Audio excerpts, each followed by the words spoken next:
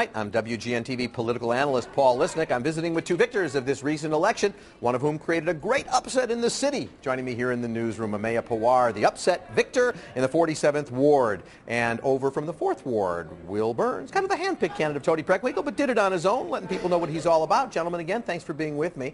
Lots of callers lined up, so let's go right to the phones. And let me start with Charles on the north side. Charles, welcome to Politics Tonight. You're on with our two aldermen-elect.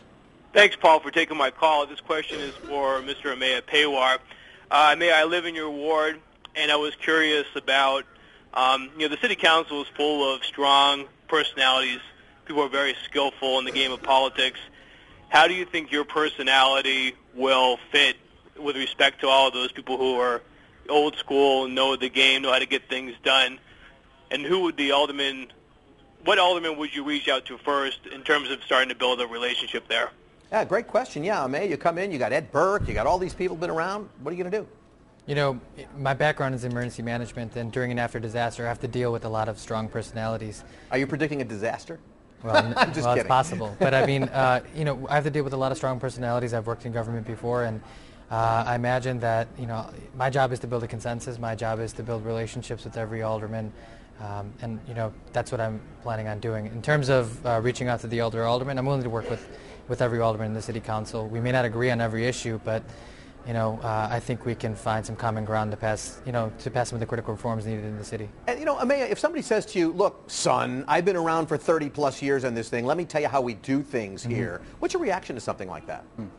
And I understand that, but I don't think we have a choice. There's a lot of critical decisions that we have to make as a city.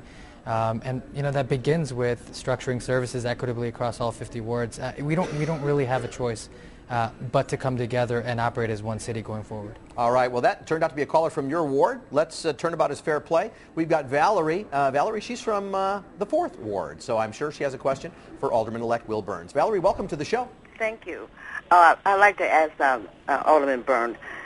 I want you to start serving the people of this ward, the 4th Ward. I had to retire early. College grad, I was working for the federal government. But when it came to housing, and of course being single, not having a lot of money, people have kind of forgotten about people with disabilities. The mayor's office on disability, I was really, impressed to find out there was a program. But people don't put too much emphasis on it, and money is being taken away, and it's not fair. So when it comes to housing, and participating with the community, people who live here, the residents of Hyde Park, I want you to, be real sensitive to people with disabilities. Yeah. Well, thank you, Valerie, for your question, and I'm very sensitive to people with disabilities and folks who have really struggled during the recession. One of the issues down in Springfield has been to fight for those programs to take care of the people who need the most amount of help, and one of those issues, obviously, is supportive housing. And as alderman of the 4th Ward, I will continue to support affordable housing in the ward, making sure that we have housing options for all folks, different ends of the economic spectrum. And it's an issue that's important to me. People have to have a place to live. All right, thank you, Will. Let's go back to the phones and get another call in here before break. We've got Jill from the north side. Jill, welcome to Politics Tonight. You're on with my alderman-elect guests. Hi, thank you for taking my call. I just wanted to congratulate both of these new aldermen, and especially, actually both of them. I am very grateful that particularly Mr. Burns turned down the appointment and ran on his own with that. That is what we need in the city council. I wanted to talk a little bit about balance. I think that with some of the new members and some changes in the council, we have an opportunity to really have some pushback on the mayor.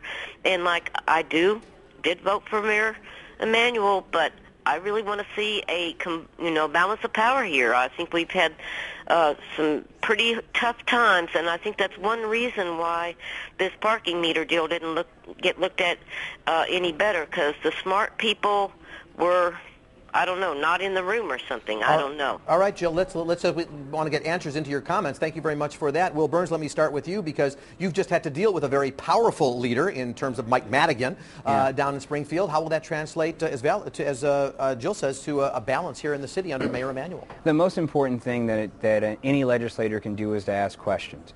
And I was a staffer for a long time, and so I tried to get votes for the Senate President when I worked on staff. And it's very important as a legislator to ask questions and make sure you understand what you're voting on before you vote it. And it means you need to take more time to talk to your constituents and read the ordinance or read the bill, then you should take the time to do that.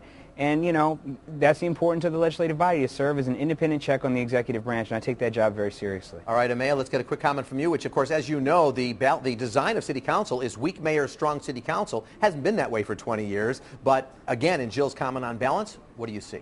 Well, I think it has to be a collaborative relationship between, you know, the mayor's office, the fifth floor, and the city council. The city council is a legislative body, and that means that each alderman can propose legislation that they believe in and work with the other city council members and, you know, push that through for the mayor's signature. But I think it's a two-way street. I don't think it has to be a combative relationship. It should be collaborative. By the way, Ameya, you pledged to cut your salary from the $110,000 you're supposed to get to $60,000. Yes. You're going to do that?